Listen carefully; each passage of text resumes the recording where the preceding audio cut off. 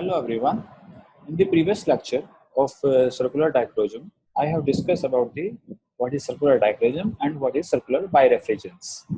Now, the combination of both circular birefringence and circular dichroism effects in the region in which optically active absorption bands are observed give rise to a phenomena which is called as Cotton effect.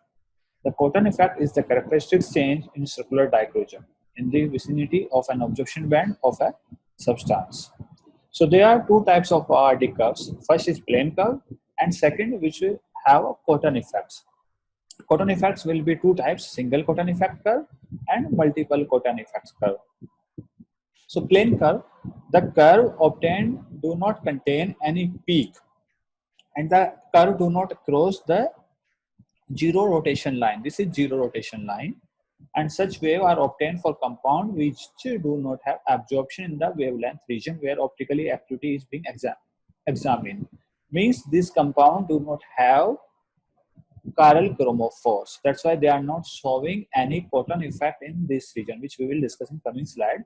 And they are giving only this plane curve for ORD or circular dichroism or circular birefringence. Now, what is the meaning of Cotton effect curve?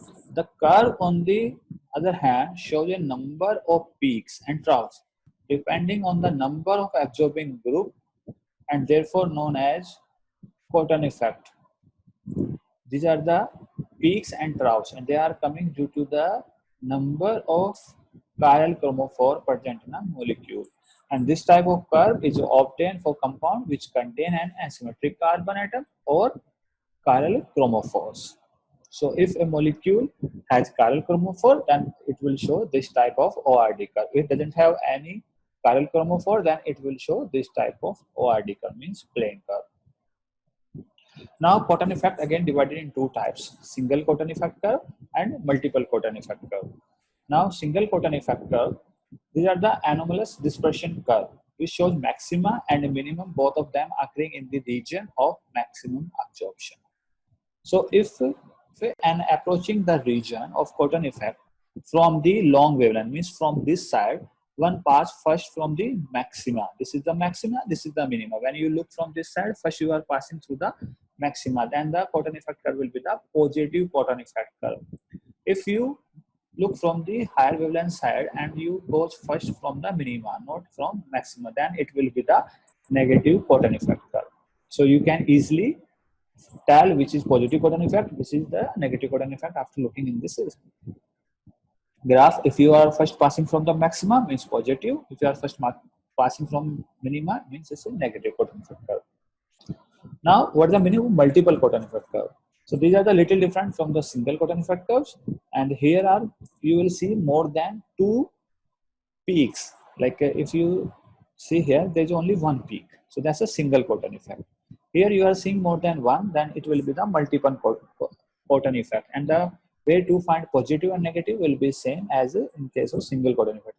From the higher wavelength side, if you see first maxima, then it will be positive. If you see first minima, then it will be the negative Cotton effect.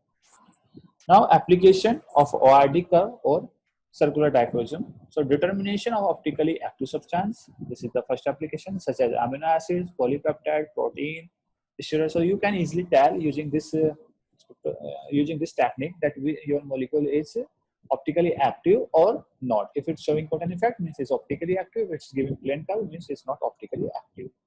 Now, stereochemistry of aliphatic amino acid. You can easily find the stereochemistry of amino acid. Means they are dextrorotatory or they are levorotatory. You will see that in coming slide that how to find levorotatory or dextrorotatory stereochemistry of amino acid. So, aliphatic amino acid show unique Cotton effect, that is alpha amino acid of levo configuration show positive effect. Means if your amino acid has levorotatory configuration, that will show positive effect, and if they are dextrorotated, they will show negative effect. So based on Cotton effect, you can easily tell your amino acid is levorotatory or dextrorotatory. Now, stereochemistry of steroids. In one form, the specific rotation increases with decreasing wavelength, and in the other form, the specific rotation decreases with increasing wavelength, means negative. So you can also tell the stereochemistry of steroid using the ORD and CD. Now, how to assign the absolute configuration using optical rotatory.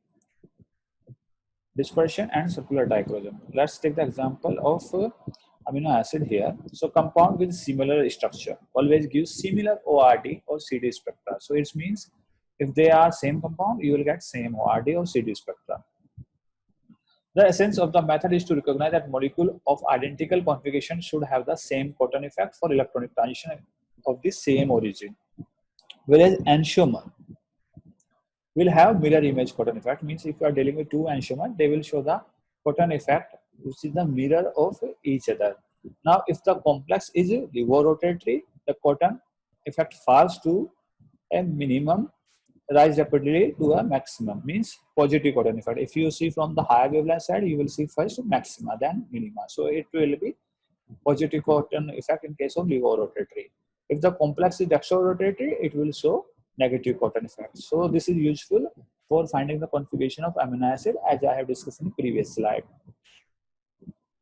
Now, last topic in this is the octant rule. So the octant rule was first formulated by Moffatt for correlation of the sign of the Cotton effect of chiral cyclohexane derivative with their absolute configuration. So this rule only applies to substituted cyclohexane.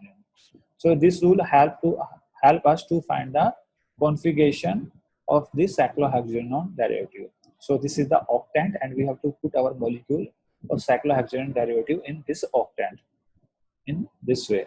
So the three surface divided the space around the ketone. So this is cyclohexanone molecule, and the cyclohexanone into 8 octants. So we have to put the cyclohexanone in this 8 octant. The molecule is viewed from the oxygen atom towards this carbonyl carbon atom. Means you will look from this side, this side. You will look your molecule from this side. So now the molecule is oriented so that the remainder of the ring residue above the horizontal ZY plane. Means when you will look from this side, your molecule will be above than Z and Y plane. Means it will be in the x-axis. You have to orient it in this way. So the ring is now resident of the 4 rear octant. Means the ring will be only in the rear octant, because cyclohexanone in the front octant and the ring will be in the rear octant now. So this rule states that atoms lying on the back upper left and back lower right, means at position 5 and position 2, they make a positive contribution, means they give positive rotation. If group only back, means at position 6 and 3. If groups only back upper right and back lower right, then the octants make negative contribution. Means in this case, you will see negative rotation. And the substituents lying on coordinates plane, means substituents on the 4 position, which is on the coordinates, will have no contribution to the rotated dispersion. So means again putting in this is 5 and 2 make a positive Cotton effect. If any substituent is on 5 and 2 position, that will make a positive Cotton effect. If any substituent on 6 and 3 position, that will make a negative Cotton effect. So based on that, we can tell that our substitution pattern on the cyclohexanone molecule. If we are getting negative Cotton effect, means our substituent either on the 6 position or 3 position. If we are getting positive Cotton effect, we are tell that a substituent on 5 and 2 position. So this was our circular dichroism spectroscopy, and thank you very much and have a very nice day.